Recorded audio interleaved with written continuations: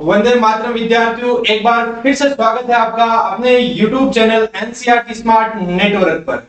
विद्यार्थियों, अपना टॉपिक चल रहा था मैट्रिक्स। मैट्रिक्स के अंदर हम 3.1 तक कंप्लीट कर चुके हैं भाई। 3.1 तक जितना बेसिक था वो हम पढ़ चुके हैं। उसके अलावा हम 3.1 के क्वेश्चन आंसर कर चुके हैं, 3.1 के एग्जाम्पल कर चुके हैं। उसी की कड़ी में आगे हम आज करने वाले हैं 3.2 का बेसिक। और 3.2 के बेसिक की अगर हम बात करें तो मैट्रिक्स तो हमने सीख ली थी, कोटि निकालना सीख लिया था, किसी मैट्रिक्स को निरूपण कैसे करते हैं वो सीख लिया था। आज की जो कक्षा होगी उसमें हम मैट्रिक्स में संक्रियाओं का यूज कैसे होगा वो सीखेंगे। संक्रियाओं का यह तात्पर्य होगा कोई दो मैट्रिक्स को जोड़ेंगे कैसे, कोई दो मैट्रिक्स को घटाएंगे कैसे, किन्हीं दो मैट्रिक्स को गुणा कैसे किया जाएगा, किसी मैट्रिक्स को कोई अचर संख्या से गुणा कैसे किया जाएगा। इस प्रकार के हम संक्रियाओं पर डिस्कस करने वाले हैं। बहुत ही शानदार टॉपिक है भाई, तो जुड़ जाए पूरे जोश और जुनून के साथ। तो शुरुआत करते हैं आज की अपनी क्लास की हमेशा की तरह सुविचार के साथ में। आज का सुविचार है, जब भी पढ़ाई करने बैठो तो ये सोचो कि आखिरी बार पढ़ रहा हूं, कल मेरा एग्जाम है। आज अगर गणित पढ़ो तो ऐसे सोचना इस चैप्टर को इस प्रकार से पढ़ना है, इस प्रकार से मजबूती प्रदान करनी इस चैप्टर को कि कल ही मेरा एग्जाम है। उसके आगे लिखा है, यकीनन इस सोच के साथ की गई तैयारी एक अलग लेवल की होगी और आप बड़े से बड़े एग्जाम को आसानी से पार कर सकते हो। चाहे कितना भी बड़ा कॉम्पिटिटिव एग्जाम हो, अगर आप ये सोच के पढ़ रहे हो कि कल ही मेरा एग्जाम है तो कितने से कितना भी बड़ा एग्जाम आप आसानी से फाइट कर सकते हो। तो जुड़ जाए बिल्कुल जुनून के साथ में। शुरुआत करते हैं आज की अपनी कक्षा की, जिस पर हम पढ़ने वाले हैं आव्यूह पर संक्रियाएं। अपना टॉपिक होगा आव्यूह पर संक्रियाएं। आव्यूह बोले तो मैट्रिक्स है, इस पर हम किस किस प्रकार के ऑपरेशन अप्लाई करने वाले हैं। हम सबसे पहले सीखेंगे बच्चों दो आव्यूह को किस प्रकार से जोड़ा जाता है। कोई भी दो हमारे पास में आव्यूह है, उन दो आव्यूह को किस प्रकार से जोड़ा जाएगा, उनका एडिशन क्या आने वाला है। तो सबसे अपने पहला जो टॉपिक है वो हम पढ़ने वाले हैं भाई आव्यूह का योग। कोई भी दो आव्यूह का योग किस प्रकार से किया जाएगा। एक चीज विशेष ध्यान रखना, कभी भी योग करो, बाकी करो, गुणा करो, उनके लिए कोई ना कोई शर्त अनिवार्य है। ऐसे नहीं कि आपने मन से दो मैट्रिक्स लिखी उनको जोड़ दो, वो जोड़ पॉसिबल नहीं होगी। एग्जाम्पल के तौर पर अगर मैं बोलूं, अपने पास में जैसे मैट्रिक्स लिखी हुई मेरे पास में, कोई मैट्रिक्स बना लेता हूं, 2 3 4 5 लिख लेते हैं। इधर एक मैट्रिक्स बना लेता हूं मैं, इनको जोड़ रहा हूं भाई, देखो देखो 1 2 3 और 4 5 6 और बोला गया कि इन दोनों मैट्रिक्स को जोड़ो। क्या जोड़ पॉसिबल हो रही है क्या दोनों मैट्रिक्स की? सोचो, देखिए दो मैट्रिक्स दे रखी है, इनको जोड़ना है। अब कैसे जोड़ेंगे वो हम सीखने वाले हैं। विद्यार्थियों एक चीज ध्यान रखना, कोई भी दो मैट्रिक्स को अगर जोड़ा जाता है तो जोड़ तभी संभव होती है जब दोनों मैट्रिक्स समान कोटि की हो। कहने का तात्पर्य, यदि दोनों मैट्रिक्स का कर्म समान है अपने पास में तो उनका योग हम निकाल सकते हैं। अगर कोटि समान नहीं है तो उनका योग निकालना संभव नहीं होगा। इसकी कोटि की बात करूं तो इसकी कोटि मेरे को दिख रही है 2/2 की, और इसकी अगर मैं कोटि की बात करूं तो इसकी कोटि है 3/2 की। क्या ये 2/2 की कोटि और 3/2 की कोटि सेम है क्या? ये दोनों कोटियां सेम नहीं है, तो ध्यान रखना इनका योग भी संभव नहीं होगा। मैं बात कर लेता हूं, अगर कोई योग सेम हो जाता तो किस प्रकार जुड़ती। चलो कोटि सेम हो जाती। ले लेते उदाहरण 1 2 -1 0 ले लेता हूं। इसमें एक मैट्रिक्स जोड़ रहा हूं, ये 2/2 की है तो आगे भी जो मैट्रिक्स बनानी है वो आपको 2/2 की बनानी है। वो मैं मैट्रिक्स बना लेता हूं 2 5 और यहां लिख लेता हूं मैं 1 और यहां लिख लेता हूं मैं 2। इन दोनों मैट्रिक्स को जोड़ने की हम ट्राई करेंगे। तो सीखना देखिए मैट्रिक्स को कैसे जोड़ते हैं। कभी भी दो मैट्रिक्स को जोड़ा जाता है तो ध्यान रखना उनके संगत अवयव जुड़ते हैं। पहली चीज तो योग होना संभव है कि नहीं वो ट्राई करेंगे, और वो कब संभव होगा जब दोनों मैट्रिक्स की कोटि क्या हो भाई, सेम हो। हालांकि कोटि सेम जुड़ रही है। अब जोड़ने का तरीका होगा उनके संगत अवयवों को जोड़ना। अपने को संगत अवयव कौन सा, इसका A11 उठा रहे हो तो इसका भी A11 उठाओ। इसका अगर आपने A12 उठाया है तो इसका भी A12 लो और संगत अवयव जोड़ते जाओ। देखो देखें, जोड़ने की ट्राई करता हूं। इसकी कोटि 2/2 है, इसकी कोटि भी 2/2 है। तो बच्चों यहाँ एक चीज ध्यान रखना, आप अगर कोई दो मैट्रिक्स की कोटि सेम है तो योग संभव होगा। योग होने के बाद में जो मैट्रिक्स प्राप्त होगी वो 2/2 की ही होगी, मतलब उसी कोटि की मैट्रिक्स प्राप्त होगी। तो जोड़ लेते हैं। संगत अवयव जोड़ूंगा, एक में कौन जुड़ेगा अपने पास में, तो 1 प्लस क्या होने वाला है भाई 2। आगे की बात करूं तो 2 में कौन जुड़ेगा मेरे पास में 5, 2 प्लस क्या होने वाला है भाई 5। इधर देखो -1 और क्या जुड़ने वाला है, प्लस का 1, और 0 में कौन जुड़ने वाला है अपने पास में 2। जोड़ कर लेते हैं, इनकी क्या हो रही है देखें, 1 ये 3 हो गया, ये अपने पास में 7 हो गया, ये 0 हो गया, और ये हल्का हल्का कितना बन चुका है मेरे पास में 2। तो इस प्रकार से कोई दो मैट्रिक्स को जोड़ा जाता है। अगर मैं इसमें कोई भारी एग्जांपल की ट्राई करूं तो साइड तक आपको कोई दिक्कत नहीं होनी चाहिए, एग्जांपल थोड़ा लेवल वाला ले ले तो कोई तकलीफ नहीं होनी चाहिए। जैसे मैं एग्जांपल की ट्राई कर लेता हूं, कोई अन्य एग्जांपल्स हैं, मैं बताना है आपको, दो आयु जोड़नी है। देखो परिभाषा अपने गणित में इतनी काम में नहीं आती, अपने को आने चाहिए सवाल निकालना, क्वेश्चंस निकालना, कितने ज्यादा क्वेश्चन हम निकाल सकते हैं, थ्योरी बहुत कम मायने रखती है। बस आपका मेन मुद्दा है कॉन्सेप्ट क्लियर होना। अगर कॉन्सेप्ट क्लियर है तो आप कैसा से कैसा भी सवाल आप निकाल सकते हो। तो मजबूत अगर गणित में कोई चीज करनी है तो वो होगा आपके मेन पॉइंट, कॉन्सेप्ट क्लियर कर लो, बाकी कुछ भी नहीं है गणित में। तो कॉन्सेप्ट समझना, अपनी नोट्स वगैरह बाद में बनाना, तो कॉन्सेप्ट समझो। अगर मैं मैट्रिक्स लिख लूं, ए बराबर कोई मैट्रिक्स लिख लेता हूं, और वो लिख लेता हूं मैं 2 -3 5 लिख लेता हूं, 7 9 8 लिख लेता हूं, 0 5 0 लिख लेता हूं, और एक कोई अन्य मैट्रिक्स में लिख लेता हूं, बी बराबर अन्य कोई मैट्रिक्स लिख लेते हैं, उसकी वैल्यू लिख लेते हैं हम अपने पास में -1 लिख लेते हैं, उसके बाद में हम लिख लेते हैं 3, यहां लिख लेते हैं -5, उसके बाद में ये वाली वैल्यू लिख लेते हैं हम -7, ये वाली वैल्यू लिख लेते हैं -8, और ये वाली वैल्यू भी लिख लेते हैं हम -8। अगर हम बात करें इसकी लिखने की तो इसको मैं लिख लेता हूं 0, इसको मैं -5 लिख लेता हूं, और इसको मैं लिख लेता हूं 1। अब मैं मैट्रिक्स ए और बी को जोड़ने की ट्राई कर रहा हूं भाई। जोड़ कैसे होगी, आपसे बोला गया है ए प्लस बी का मान ज्ञात करो। कहने का तात्पर्य ए और बी को क्या करना है भाई, जोड़ना है। तो जोड़ते हैं, देखो देखे कैसी होगी जोड़, 2 -3 5, इधर 7 9 कितना है 8, 0 5 कितना है भाई 0, प्लस का चिन्ह लगा देता हूं, उसके बाद में बोलो -1 3 -5 -7 -8 0 -5, और क्या लिख लेता हूं मैं 1। अब इनको जोड़ते हैं तो कोटि तो स्नेह में 3/3 की है, तो जुड़ तो जाएगी। जुड़ने पर अपने को क्या करना है, दोनों के संगत अवयवों को जोड़ते जाना है। तो संगत अवयव इधर देखें, संगत अवयव बोलो, इसका बोलो 2 में कौन जुड़ने वाला है, माइनस का 1 जुड़ने वाला है। तो 2 ऐसे लिखूंगा मैं, 2 प्लस -1, फिर इसको मैं क्या लिख सकता हूं 2 -1। आगे बोलो, माइनस का 3 प्लस का 3 लिखूंगा, ये 3 जुड़ेगा। उसके बाद में 5 -5 हो जाएगा क्योंकि प्लस का चिन्ह आएगा। उसके बाद में बोलो देखें 7 -7 9 -8 8 -8 0 प्लस 0 5 -5 हो जाएगा, और 0 प्लस क्या हो जाएगा भाई 1। जोड़ बाकी करो, देखो क्या वैल्यू निकल के आ रही है। सोचो 2 में से 1 गया, 1 -3 प्लस 3 0 हो गया, ये 0 हो गया।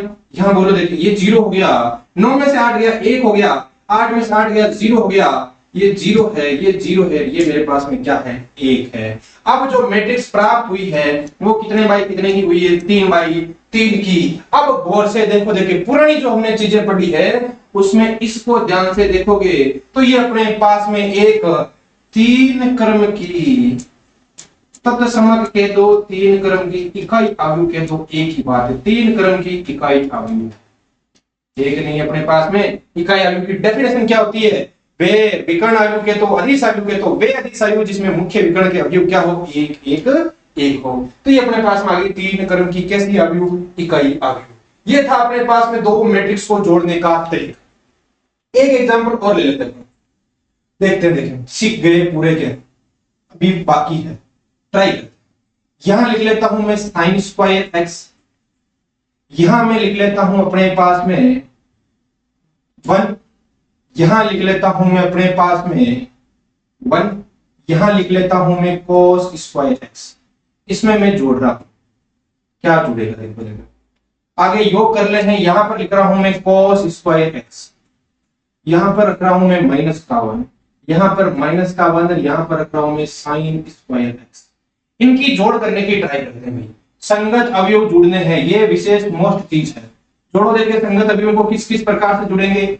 क्या लिखूंगा मैं, sine square x plus cos square x, क्योंकि इसका a11 इसका a11 जुड़ा, एक माइनस एक हो जाएगा, 1 माइनस 1 हो जाएगा, और cos square x plus sine square x. अब पुराने कुक्रम याद करो आपके जो कर रखे हैं 11th में हमने क्या पढ़ा था कि हमने पढ़ा था कि sine square x plus cos square x क्या होता है, एक सर्व समीकरण हम 10वीं से ही पढ़ते आ रहे हैं। तो sine square plus cos square x का मान 1, sine square plus cos square का मान 1, उल्टे लिखो कैसे भी लिखो मान तो एक ही आना है।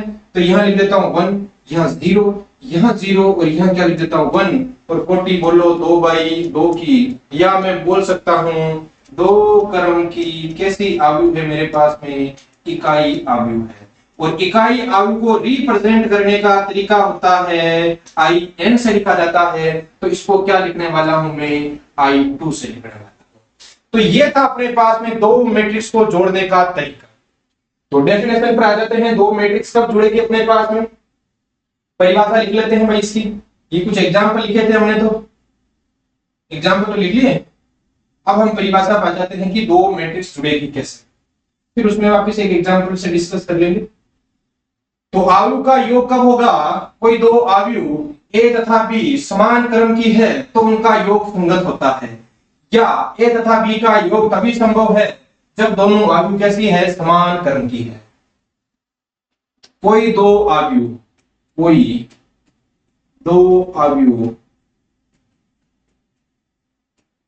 A तथा B का योग तभी संभव है जब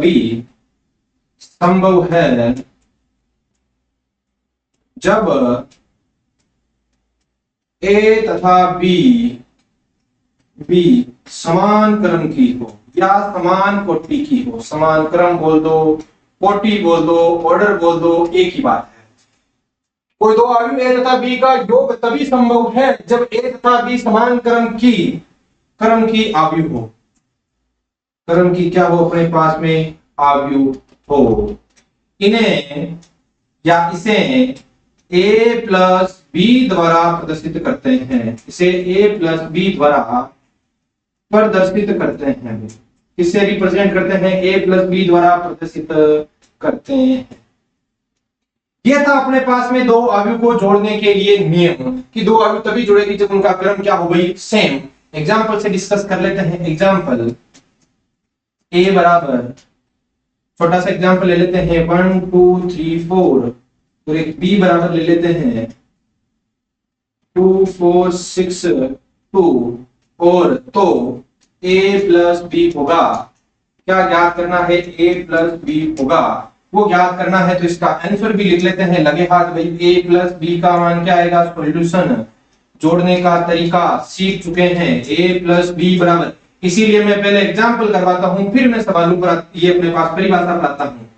तो देखो देखिए 1 2 3 4 प्लस का चिन्ह 2 4 6 2, जोड़ो देखें क्या होने वाला है, जोड़ो फटाफट जोड़ो देखें, सीधा जोड़ रहा हूं भाई मैं। देखा 1 प्लस 2 कितना हो रहा है 3, 2 प्लस 4 कितना हो रहा है 6, 3 प्लस 6 कितना हो रहा है 9, और 4 प्लस 2 कितना हो रहा है भाई अपने पास में 6। वापस देख लेना 3 6 9 और 4 तो कितना हो गया 6। ये अपने पास में जो मैट्रिक्स बनी है उसकी कोटि भी बनी है 2/2 की। तो ये होते हैं कोई दो आव्यूह को जोड़ने का तरीका। स्क्रीनशॉट ले सकते हो इसका। अच्छा, जोड़ सीख ली तो कहीं ना कहीं बाकी सीखनी भी पड़ेगी आपको कि दो आव्यूह की बाकी किस प्रकार की जाती है। हालांकि जोड़ सीखने के बाद में बाकी बिल्कुल आसान हो जाती है, या मैं बाकी को सिखाने से पहले अगर हम ये सीख ले कि अदिश गुणन के किसी भी आव्यूह को किसी अचर राशि से गुणा किया जाता है तो क्या होता है, वो सीख लेंगे तो मामला बैठ जाएगा। वो आपकी इच्छा, आप कैसे भी सीखो। माइनस करना भी आसान है अपने पास में, चलो पहले वो सीख लेंगे ताकि अपने पास में आसान हो जाएगा। तो आव्यूह का योग सीख लिया हमने। अब योग से रिलेटेड कुछ गुणधर्म सीखने की ट्राई करते हैं। योग से रिलेटेड कुछ गुणधर्म, किस किस प्रकार के गुणधर्म होने वाले। अच्छा, गुणधर्म की मैं बात करूं तो गुणधर्मों से तात्पर्य मेरा होता है क्या दो आव्यूह, जैसे मैंने लिखा हुआ है A प्लस B लिखा है, इसको क्या मैं B प्लस A लिख सकता हूं क्या, मतलब A B जोड़ो चाहे B A जोड़ो, क्या दोनों आपस में बराबर है क्या। इस प्रकार के कुछ गुणधर्म होने वाले हैं। तो चाहे तो हम उस पर डिस्कस कर लेंगे, चाहे हम पहले बाकी पढ़ लो, कोई दिक्कत वाली बात नहीं है। अगर मैं बाकी की बात करूं, आसान है यहां पर, अगर मैं बाकी की बात करूं, जैसे मैं लिखा a बराबर, यह लिख देते हैं 1 2 3 4, b बराबर लिख देते हैं, अपने लिख देते हैं 2 4 6 3, ये लिख देते हैं। और आपसे बोला जाता है a माइनस बी ज्ञात करो। बिल्कुल आसान काम होगा a माइनस बी ज्ञात करना। a माइनस बी बराबर, पहले मैट्रिक्स लिख लो 1 2 3 4। अपने को क्या पूछा है, a माइनस बी, माइनस का चिन्ह, 2 4 6 कितना है भाई, 3 है। अब मैं माइनस कर रहा हूं, देखो देखें, ध्यान से देखना भाई, बिल्कुल ध्यान से, एकदम सीधा बैठ जाओ। देखिए पहले तो a माइनस बी ज्ञात करना है, संगत अवयव से ही माइनस करना है, कोई घबराने वाली बात नहीं। जहां प्लस का चिन्ह लगाया था, अब वहां पर किसका चिन्ह आ जाएगा अपने पास में, माइनस का चिन्ह आ जाएगा। क्या लिखने वाला हूं मैं, 1 माइनस 2, आगे बोलो, ये घटेगा 2 माइनस 4, अब देखो देखिए 3 माइनस 6, आगे बोलो 4 माइनस 3 होने वाला है। बाकी तो हो रही है 1 माइनस 2, 2 माइनस 4, 3 माइनस 6, 4 माइनस 3, बाकी कर रहे हैं। तो देखो देखिए क्या बचने वाला है, ये हो गया माइनस का 1, ये हो गया माइनस का 2, ये अपने पास में है माइनस का 3, और ये अपने पास में कितना है भाई 1। देख लो, 1 में से 2 गया माइनस 1, 2 में से 4 गया माइनस 2, 3 में से 6 गया माइनस 3, 4 में से 3 गया अपने पास में 1। तो जोड़ सीख गए, तो बाकी सीखना तो कोई बड़ी बात थी नहीं, बाकी तो अपनी आसानी होती है। तो ये थी अपने पास में दो अवयव का योग किस प्रकार से करेंगे, और दो अवयव की बाकी किस प्रकार से करने वाले हैं। अब हम सीख लेते हैं भाई अवयव से रिलेटेड कुछ गुणधर्म। गुणधर्म का तात्पर्य मेरा कि जो अपने पास में योग संक्रिया है, अवयव के योग के क्या है भाई गुणधर्म, अवयव के योग के गुणधर्म क्या क्या होते हैं। सबसे पहले मैं गुणधर्म की बात करूं तो सबसे पहला गुणधर्म अपने पास में होता है भाई क्रम विनिमय का। क्रम विनिमय, कम्यूटेटिव वाला गुणधर्म अपने पास में क्रम विनिमय। क्रम विनिमय का तात्पर्य होता है बच्चों की कोई भी दो चीजें लिख ली के, जैसे मैं a प्लस बी लिखूं, क्या मैं इसको b प्लस a लिख सकता हूं क्या, ये होता है क्रम विनिमय। तो हाँ, देख लेते हैं क्या ये क्रम विनिमय है क्या, उदाहरण से चेक कर लेते हैं। एक मैट्रिक्स ले लेता हूं a बराबर 1 2 3 4, फिर एक मैट्रिक्स b ले लेता हूं 1 2 0 3। अब दोनों मैट्रिक्स को जोड़ने की ट्राई करते हैं भाई, a प्लस बी बराबर, सीधा बोलो देखिए क्या होने वाला है, सीधा ही 1 1 2 2 2 4 3 0 3, फिर 4 3 कितना हो चुका है 7। बाई चांस मेरी इच्छा हुई कि सर ऐसे मत जोड़ो, b प्लस a जोड़ो, एक बार देखें b प्लस a जोड़ने पर क्या आ रहा है, 1 1 2 हो रहा है, 2 2 4 हो रहा है, और 0 3 3 हो रहा है, 3 4 कितना हो रहा है 7 हो रहा है। क्या a प्लस बी और b प्लस a बराबर आ रहे हैं क्या, 2 4 3 7 2 4 3 7। हाँ, a प्लस बी और b प्लस a आपस में क्या है, बराबर है। और क्रम विनिमय नियम यही कहता है, अगर प्लस के लिए चेक कर रहे हैं क्रम विनिमय, तो अगर a प्लस बी बराबर, क्रम उल्टा कर दो, मान में कोई चेंज नहीं आए, तो वो नियम अपने पास में कौन सा होता है भाई, क्रम विनिमय। अतः a प्लस बी बराबर b प्लस a कहने का तात्पर्य क्रम विनिमय नियम का पालन होता है। क्रम विनिमय नियम का पालन, नियम का पालन होता है, किसमें, योग में पालन होता है। किस चीज में ध्यान रखना, अवयव के योग में। दो अवयव को ऐसे नहीं कि आप बाकी में समझ लो, बाकी में होना जरूरी नहीं। अगर मैं लिखूं a माइनस बी और b माइनस a, ये दोनों बराबर आए, ये जरूरी नहीं है। मैं बात कर रहा हूं किसकी, अवयव के योग की। क्रम विनिमय नियम का पालन होता है, ये अपने पास में इधर हो गया एग्जाम्पल। अब अगर मैं बात करूं इसके गुणधर्म नंबर 2 की, तो दूसरा गुणधर्म होता है अपने पास में भाई साहचर्य का गुणधर्म। किसका गुणधर्म, साहचर्य। साहचर्य गुणधर्म क्या है, एक चीज ध्यान रखना, साहचर्य गुणधर्म जब भी स्थित करना होता है, इसमें साहचर्य हो रहा है कि नहीं हो रहा है। क्रम विनिमय तो दो चीजें चाहिए, और साहचर्य में अपने को 3 चीजों की जरूरत पड़ेगी। कितनी चीजों की भाई, 3 चीजों की। तो ट्राई करते हैं अपने पास में 3 चीजों की।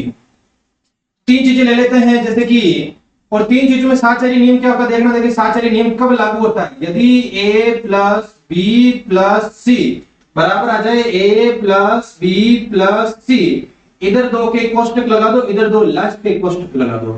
कहने का तात्पर्य साहचर्य गुणधर्म तभी लागू होगा जब 3 मैट्रिक्स को इस प्रकार से लिखूं, a प्लस बी को पहले जोड़ू फिर c को जोड़ू, बी प्लस सी को जोड़ू, फिर उसमें ए को जोड़ू, अगर ये दोनों चीजें बराबर है तो वो अपने पास में साहचर्य गुणधर्म का क्या करती है, पालन करती है। तो ट्राई करते हैं, देखें एग्जांपल से इसको चेक करते हैं ये साहचर्य नियम का पालन करती है कि नहीं करती। एग्जांपल ले लेते हैं, एग्जांपल से गणित बिल्कुल आसान हो जाती है अपने पास में। ए बराबर 1 2 3 4 ही ले लेते हैं, बी बराबर -1 0 2 3 ले लेते हैं, सी बराबर -2 0 1 2 ले लेते हैं। ये तीन मैट्रिक्स ले ली। अब चेक करते हैं, देखें सबसे पहले अपने को क्या ज्ञात करना है, a प्लस बी। क्या चाहिए, a प्लस बी। बोलो a प्लस बी क्या आने वाला है, a प्लस बी। सीधा जोड़ रहा हूं भाई, मर मत जाना। 0 हो गया, 2 हो गया, अपने पास में 3 2 कितना हो गया, 5 हो गया, 4 3 कितना हो गया, 7 हो गया। a प्लस बी में अपने को क्या जोड़ना है, c। अब c जोड़ देते हैं भाई। c क्या है अपने पास में, a प्लस बी के भीतर अपने को किसको जोड़ना है, c को। ये हो गया a प्लस बी और इसमें मैं जोड़ रहा हूं किसको, c को। ये हुआ 0, ये 2, ये 5, ये 7 और प्लस में c कौन है अपने पास में, -2 0 1 2। जोड़वा की सीख रहे हाल फिलहाल। तो देखो देखिए जोड़ लो इनको, 0 ये 2 हो गया माइनस का, ये 2 हो गया, ये 5 1 6 हो गया, ये 7 2 कितना हो गया, 9। कहने का तात्पर्य a प्लस बी प्लस सी अपने पास में आ चुका है। अब मेरे को क्या चाहिए, a प्लस बी प्लस की चाहिए पहले। तो b प्लस सी निकाल दो, क्या आने वाला है भाई, b प्लस सी। क्या है b प्लस सी, ऐसे सवाल आएंगे, आगे ध्यान रखना। आगे के लिए बेस मजबूत हो रहा है अपना, ऐसा सोच लो आप, आगे खुद ही करने वाले हो आप ये सवाल। अब प्लस में c की बात कर लेता हूं, मेरे पास में c क्या है, -2 0 1 और 2। जोड़ो देखे दोनों को, b प्लस सी जोड़ो, -1 -2 माइनस का कितना आ रहा है, 3 0, फिर हो रहा है 3, फिर अपने पास में कितना हो रहा है भाई, 5। 3 2 5 हो गए। अब b प्लस सी में मेरे को क्या जोड़ना है, a। तो मैं क्या लिखूंगा, a प्लस बी प्लस सी बराबर, a का मान बोल दो एक बार देखें, 1 2 3 4 प्लस b प्लस सी का मान क्या है अपने पास में, -3 0 3 5। जोड़ो देखें, सीधी जोड़ बोलो, 1 -3 माइनस का 2 2, ये हो गया अपने पास में 2, ये हो गया 3 3 6 हो गया और 4 5 कितना हो चुका है भाई, 9। ट्राई करो देखिए, माइनस का 2 है 6 है 9 है। कहने का तात्पर्य ये हुआ a प्लस बी प्लस सी बराबर a प्लस बी प्लस सी आ रहा है। तो ये साहचर्य गुणधर्म था, उसका पालन हो रहा है अपने पास में। तो साहचर्य गुणधर्म का पालन हो रहा है तो मैं सीधा लिख दूंगा अपने पास में क्या, कि भाई ये जो अपने पास में मैट्रिक्स होती है वो साहचर्य गुणधर्म का पालन करती है। जो अपने पास में योग संक्रिया है मैट्रिसेज की, योग संक्रिया साहचर्य गुणधर्म का पालन करती है। योग संक्रिया साहचर्य नियम का पालन करती है। तो लिख लेते हैं अपने क्या, अतः चूंकि क्या मिल रहा है अपने को, a प्लस बी प्लस सी बराबर क्या आ चुका है मेरे पास में, a प्लस बी प्लस सी आ चुका है। तो मैं क्या लिखने वाला हूं, अतः योग संक्रिया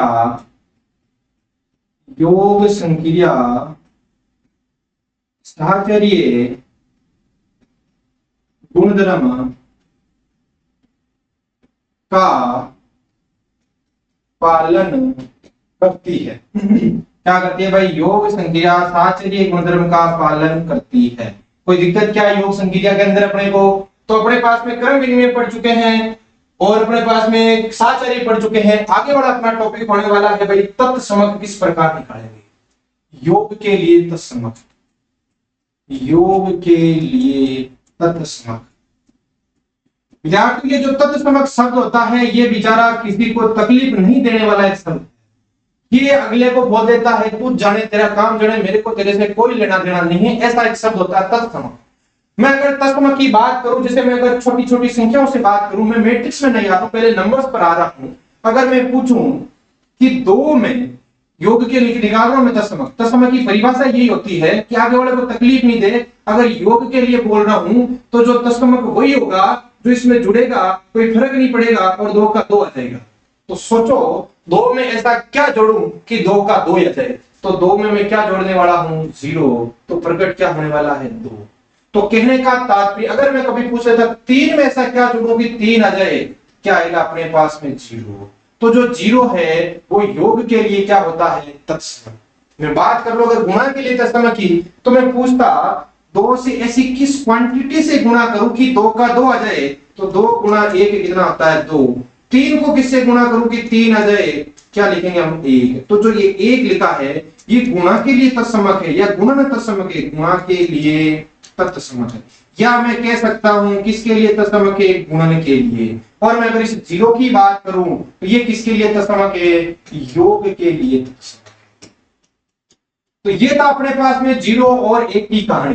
तो अब मैं बात करूं योग के लिए तत्समक की आव्यूह में योग के लिए, तो अब एक चीज सोचो फटाफट इधर आओ, एक आव्यूह बना रहा हूं मैं, ये आव्यूह बना दी बिल्कुल बेसिक से। आव्यूह है 2 3 4 5, इसमें किस प्रकार की आव्यूह जोड़ूं ताकि यही आव्यूह वापिस आ जाए। तो मैं इसमें काम करता हूं a प्लस एक शून्य आव्यूह जोड़ देता हूं। याद करो शून्य आव्यूह को रिप्रेजेंट करने का तरीका थोड़ा बड़ा ओ लिखना होता है या बड़ा जीरो उसको डार्क करके लिखना होता है। तो इसमें जोड़ते हैं, तो 2 3 4 5 में शून्य आव्यूह जोड़नी है। शून्य आव्यूह इसी क्रम की बनाओ 0 0 0 0, जोड़ो क्या आएगा, तो 2 3 4 5 ही आना है। तो कहने का तात्पर्य जो शून्य आव्यूह होती है वो योग के लिए क्या होती है भाई, तत्समक होता है। तो लिख लेते हैं इसको, थ्योरी में हम थ्योरी में लिख लेते हैं इसको।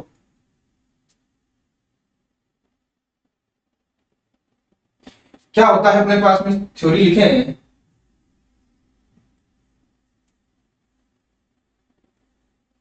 शून्य आव्यूह ही अपने पास में तत्समक आव्यूह बन रही है। तो थ्योरी में लिखेंगे हम एक m by n क्रम की शून्य आव्यूह उसी क्रम की आव्यूह के लिए क्या होती है, तत्समक होती है। एक m by n क्रम कैसा भी हो सकता है, एक m by n क्रम की शून्य आव्यूह, एक m by n क्रम की शून्य आव्यूह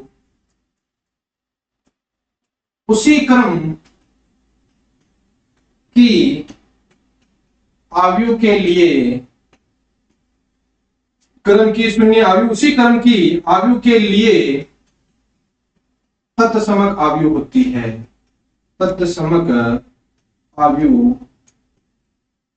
होती है। किस प्रकार की आव्यूह होती है भाई, तत्समक आव्यूह होती है। ये योग के लिए अपने पास तत्समक आ चुका है, कौन होगी, 0 0 0 0। वो अपनी इकाई आव्यूह अलग थी, वो अपनी तत्समक आव्यूह अलग थी, उस पर गौर मत करना। तो ये अपने पास में जो तत्समक आई है वो तो था आई अपने पास में, ये योग के लिए तत्समक आया है, वो कौन होता है अपने पास में, 0। तो योग के लिए तत्समक कह सकते हैं हम इसको। तो अपने पास में एक m क्रम की शून्य आव्यूह हुई उसी क्रम के लिए क्या होती है, तत्समक आव्यूह। एग्जांपल की अगर हम डिस्कस कर लें तो अगर कोई मैट्रिक्स है A, उसमें मैं कोई शून्य आव्यूह जोड़ूंगा, आने वाला क्या है मेरे पास में A।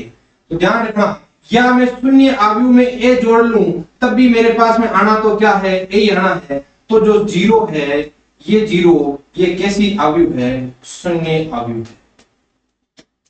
तो अपने पास में जो शून्य आव्यूह है वो किस प्रकार की आव्यूह है भाई, तत्समक आव्यूह है। यहाँ आगे की डिस्कस करूं, योग के लिए प्रतिलोम की बात कर लेते हैं। योग के लिए क्या निकाल लेते हैं भाई हम, प्रतिलोम। योग के लिए प्रतिलोम, योग संख्या के लिए बोलो या योग के लिए प्रतिलोम बोल दो, एक ही बात है। योग के लिए प्रतिलोम, योग के लिए क्या निकाल रहे हैं भाई हम, प्रतिलोम। योग के लिए प्रतिलोम पढ़ लेते हैं, क्या आएगा योग के लिए प्रतिलोम, सीधा सीधा फंडा होगा प्रतिलोम का। अगर मैं नंबर सिस्टम से बात करूं प्रतिलोम की, तो नंबर सिस्टम अपना क्या कहता है कि दो में ऐसा क्या जोड़ूं, योग के लिए मैं बात कर रहा हूं पॉजिटिव के लिए, दो में ऐसा क्या जोड़ूं कि अपने पास में बराबर में योग का प्लस का तत्समक आ जाए। अभी प्लस का तत्समक हम पढ़ चुके हैं, वो कितना होता है, 0 होता है। अब बताओ दो में ऐसा क्या जोड़ूं कि 0 आ जाए, तो दो में मेरे को क्या जोड़ना पड़ेगा, -2 जोड़ना पड़ेगा। अब बताओ 3 में ऐसा क्या जोड़ूं कि बराबर में योग का क्या आ जाए, तत्समक आ जाए। तो 3 में ऐसा क्या जोड़ूं कि योग का तत्समक क्या आ जाए, 0। तो 3 में क्या जोड़ना पड़ेगा, -3 जोड़ना पड़ेगा। और 3 - 3 अपने पास में कितना होता है भाई, 0 होता है। तो मैं बात करूं योग के लिए तत्समक, तो मैं क्या लिखने वाला हूं, कोई आव्यूह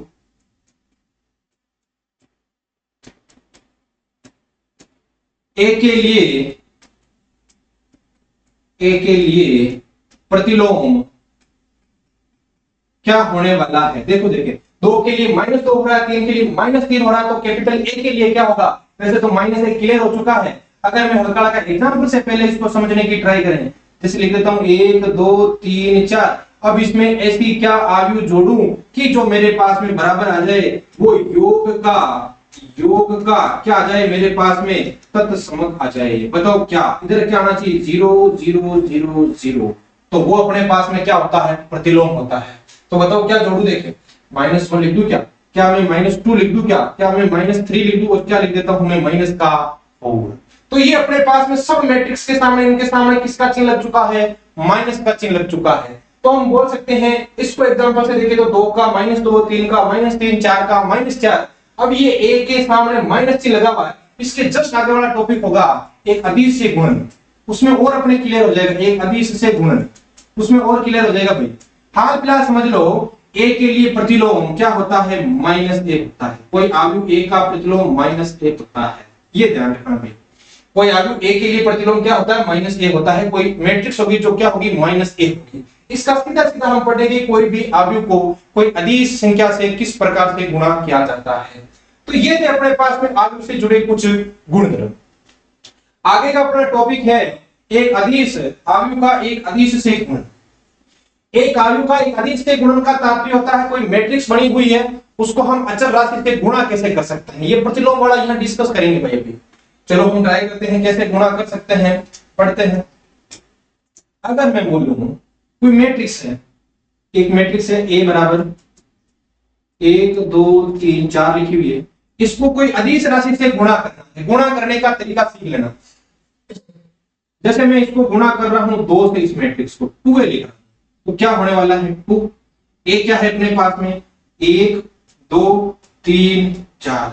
अब विद्यार्थी यहां पर एक चीज ध्यान रखना, कभी भी अगर किसी मैट्रिक्स को अचर राशि से गुणा किया जाता है तो ध्यान रखना उस मैट्रिक्स का प्रत्येक अवयव उस संख्या से गुणा हो जाता है। अगर मैं बात करूं 2 की, 2 से इस मैट्रिक्स को गुणा करना है तो ये जो 2 है इस मैट्रिक्स के प्रत्येक अवयव से गुणा हो जाएगा। किस प्रकार से, प्रत्येक अवयव से गुणा होगा। 2 गुणा होगा किससे, 1 से, 2 गुणा होगा किससे, 2 से, 2 गुणा होगा अपने पास में किससे, 3 से, और 2 गुणा हो जाएगा किससे, अपने पास में 4 से। कहने का तात्पर्य यह है कि अगर किसी मैट्रिक्स को अचर राशि से गुणा किया जाता है तो उस मैट्रिक्स का प्रत्येक एलिमेंट उस मैट्रिक्स का प्रत्येक एलिमेंट उस अचर राशि से क्या हो जाता है, गुणा हो जाता है। और अपने पास में जो वैल्यू निकल के आई है वो देखो एक बार कितनी आई है, 2, ये कितना है 4 है, ये कितना है 6 है, ये मेरे पास में कितना है 8। तो ये अगर a है तो ये अपने पास में क्या बन चुका है भाई, 2 है।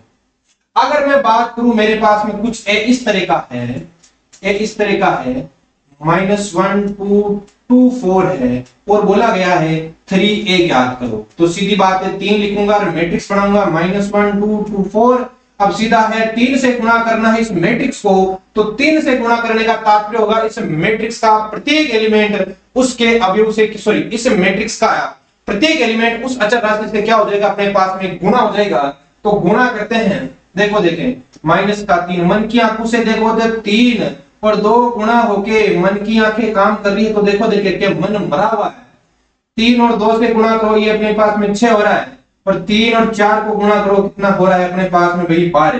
कितना हो रहा है अपने पास में 12, 4 3 कितना होता है 12। तो ये था अपने पास में 3 से गुणा किया, -3 हो गया, 3 दूनी 6 हो गया, 3 दूनी 6 हो गया, और 4 3 कितना हो गया 12। ये तरीका होता है किसी भी अचर राशि से किसी मैट्रिक्स को कैसे गुणा किया जाता है। अब पुराना एक बार देखना, देखिए पुराना क्या था अपने पास में, हमने निकाला था योग के लिए जो प्रतिलोम, ये देखो इस मैट्रिक्स में गौर करोगे आप तो प्रत्येक एलिमेंट, इस मैट्रिक्स का प्रत्येक एलिमेंट माइनस से गुणा होगा। अगर मैं बोलता a बराबर 1 2 3 4 और मैंने क्या लिखा, a के लिए प्रतिलोम क्या है -a, तो -a बोलो, देखिए यहाँ पर क्या होने वाला है, माइनस का तात्पर्य -1 से गुणा ही तो करना है इसको, 1 2 3 4 माइनस से गुणा करो, देखिए क्या आएगा, -1 -2 -3 और -4। कहने का मतलब a को माइनस से गुणा करने पर ये मैट्रिक्स बनी है, a और ये अपने पास में a है और ये अपने पास में कौन है भाई, -a। तो a में ऐसा क्या जोड़ूं कि अपने पास में शून्य आ जाए, तो a में क्या जोड़ा है मैंने, -a जोड़ा है। तो इस तरह ध्यान रखना, ये गुणा इस टाइप से हुआ है, ए है तो माइनस ए, कुछ इस तरह से हम ज्ञात कर सकते हैं। ए दे रखी है तो माइनस ए को ज्ञात करने का हम तरीका सीख चुके हैं। अब अगर मैं बात करूं, कोई मैट्रिक्स बना रखी है मेरे पास में, ए बराबर 1 2 3 4 5 6 और बोल दिया आप है ना एक काम करो, माइनस का 2a ज्ञात करो भाई। क्या ज्ञात करो? माइनस का 2a। गुणा करना कितना आसान है, देखो देखिए, माइनस 2a माइनस 2, एक ही वैल्यू लिखो, 1 2 3 4 5 और 6।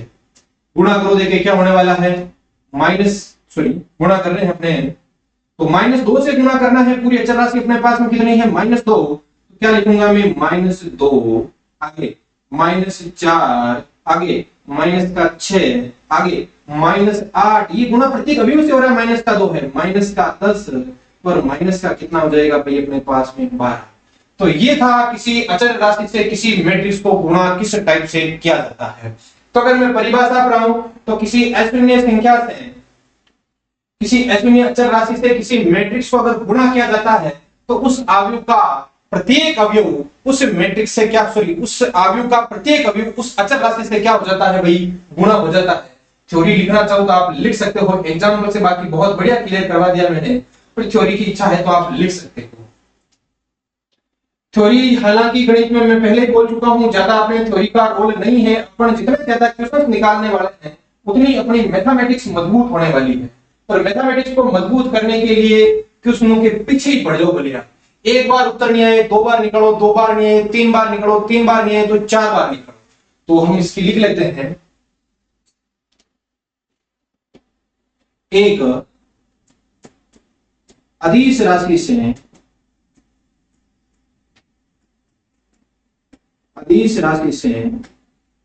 किसी अवयव को, एक अदिश राशि से किसी अवयव को गुणा करने पर उस अवयव का